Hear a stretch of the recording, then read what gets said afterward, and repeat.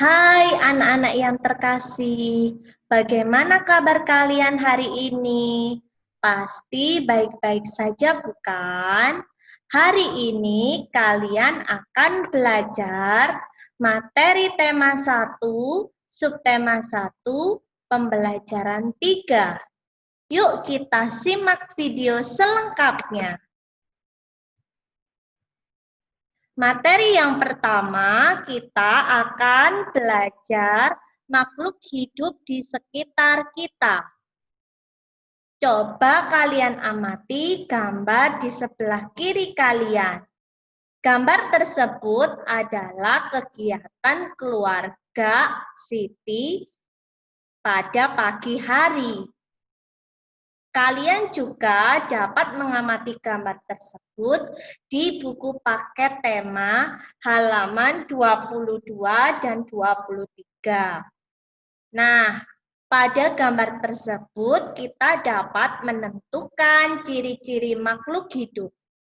Ciri-ciri yang makhluk hidup yang pertama yaitu tumbuhan memerlukan air. Nah, kegiatan pada gambarnya yaitu ibu menyiram tanaman. Kalian bisa melanjutkan dalam menyebutkan ciri-ciri makhluk hidup pada buku paket tematik halaman 23. Selanjutnya, kalian amati gambar tersebut. Nah, pada gambar sebelah kiri ada keluarga Siti sedang sarapan pagi. Nah, sarapannya yang ada di meja ada nasi, sayur, lauk pauk, dan air. Begitu juga dengan gambar di samping kanan kalian. Di situ ada induk dan anak ayam sedang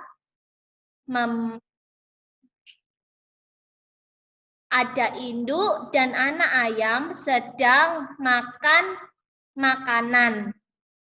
Nah, tahukah kalian apa sih makanan dari ayam? Ya, bisa saja beras, bisa saja jagung, dan bisa saja juga cacing.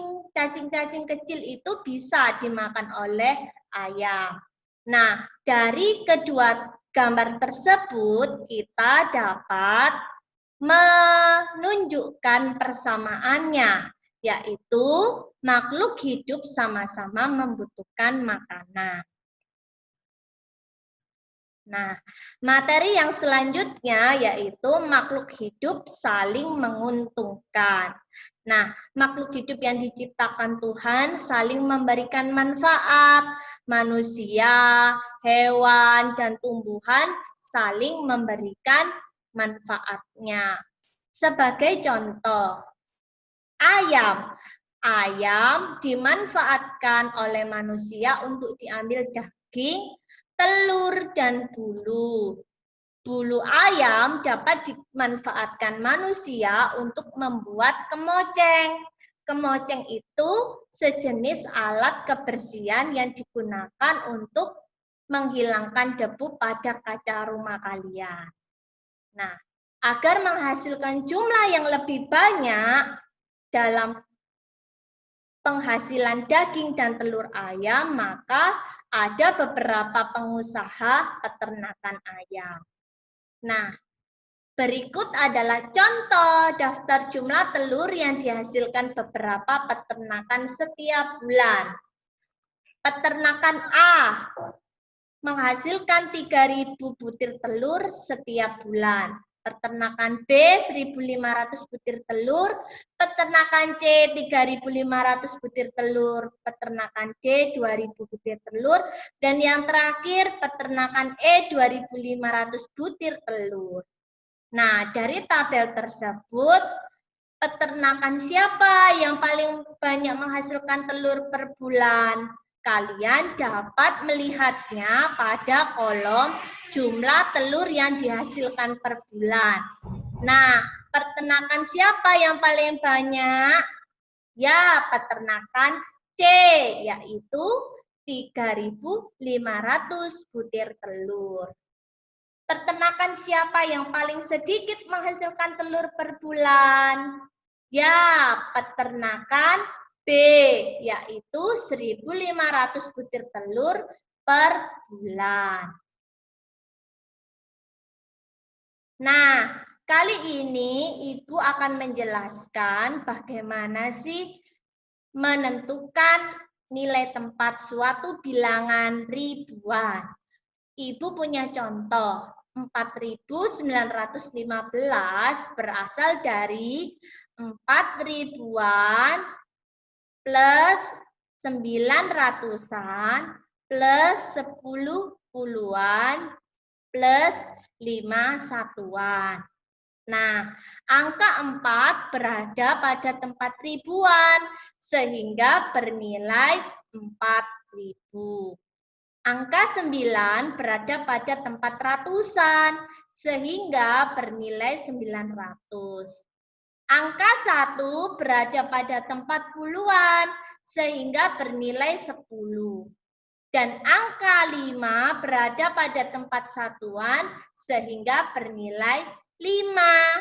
Jadi 4915 dibaca 4.915.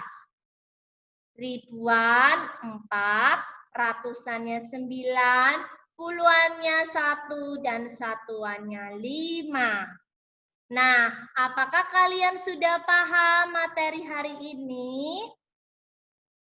Nah, jika belum paham, Bu Yohana akan memutarkan video pembelajaran tentang menentukan nilai suatu tempat pada bilangan ribuan. Membaca lambang bilangan dan menentukan nilai tempat. Hai, selamat pagi anak-anak. Bagaimana kabar kalian hari ini? Pasti baik-baik saja, bukan? Hari ini Ibu akan menjelaskan materi tentang membaca lambang bilangan. Nah, di kelas 2 kalian membaca lambang bilangannya bilangan ratusan, kan? Kali ini Ibu akan menerangkan membaca lambang bilangan ribuan. Yuk kita simak video selengkapnya. Nah, di papan tulis Ibu sudah memberikan 2 contoh bilangan ribuan. Nah, contoh yang pertama ada bilangan 3, 5, 8, 7.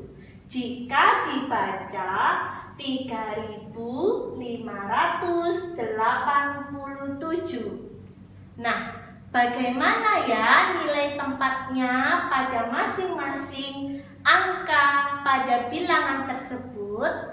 Nah, kita coba satu persatu memasukkan ke dalam kolom-kolom lambang bilangannya. 3. Nah, 3 yang di depan itu adalah 3.000. 3.000. Nah, 5 adalah 500. Berarti ditulis 500. Kalau ratusan, nolnya ada 2. Jika ribuan, nolnya ada 3. Sudah paham sampai sini? Baik, kita lanjutkan ke angka berikutnya, yaitu angka 8. Angka 8 di sini menempati nilai tempat apa ya? Ya, betul, puluhan.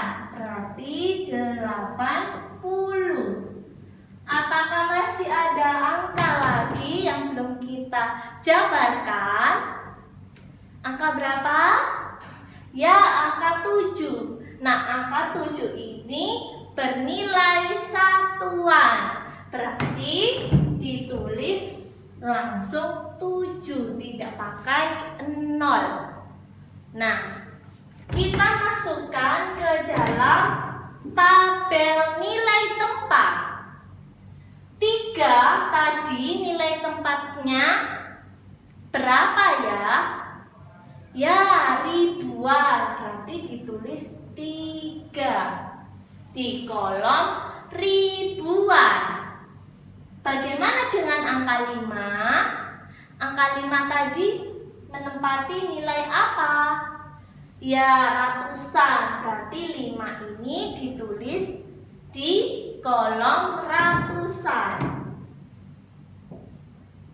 Sedangkan 8 di kolom ya puluhan. Dan 7 di angka satuan. Nah, sudah paham sampai sini? Nah, kita jelaskan di soal atau bilangan yang selanjutnya. Di sini ada angka 4609. Nah, bagaimana penjabarannya? 4 di sini bernilai ribuan. Berarti kalau ribuan nolnya 3. Nah, 6 adalah nilai tempatnya ratusan. Berarti menulisnya 6, nolnya ada 2. Nah, bagaimana dengan 0 ini, Bu? Apakah ini 0 puluhan? Nah, 0 di sini pada bilangan 4609 dia tidak memiliki nilai tempat puluhan. Jadi ini ditulis saja 0. Nah, bagaimana selanjutnya dengan angka 9? Angka 9 merupakan nilai tempat satuan. Nah, sampai sini sudah paham? Yuk kita masukkan ke tabel. Nah, tadi 4 adalah nilai ribuan. Masukkan di kolom ribuan. 6 tadi di ya, betul, ratusan. Sedangkan puluhannya ada tidak ya pada bilangan ini tadi? Ya, tidak ada. Berarti ditulis 0. Nah, satuannya berapa? Ya, satuannya 9. Jadi, bilangan 4609 jika dibaca 4.000. Sudah paham anak-anak? 609. Kita akan bertemu lagi pada video pembelajaran selanjutnya. Selamat pagi, Tuhan Yesus memberkati.